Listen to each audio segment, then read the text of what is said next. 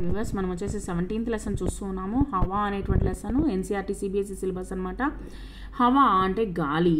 ఊపర్ నీచే దాయే బాయే, ఊపర్ నీచే దాయే బాయే, ఊపర్ అంటే పైన, నీచే అంటే కింద, దాయే బాయే అంటే ఎడమ కుడివైపున వచ్చేసి హవా చలి సాయ్ సాయ్ అంటూ హవా గాలి అంటే వీస్తూ ఉన్నది.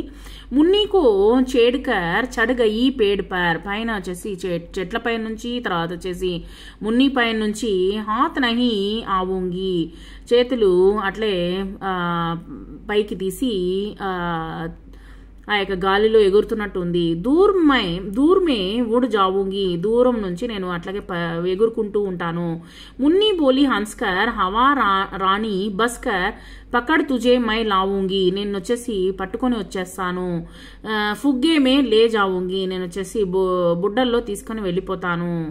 ఫుగ్గే అంటే బెలూన్స్లో తీసుకొని వెళ్ళిపోతాను నేను. ఇక్కడ వచ్చేసి కొన్ని ఉన్నాయి.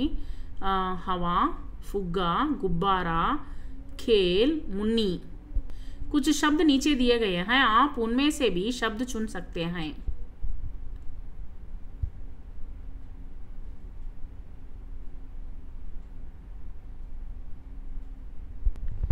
चित्र में देखकर बताइए कि मुन्नी के बाई और दाई ओर, उसके आगे और उसके पीछे क्या क्या दिखा रहे हैं.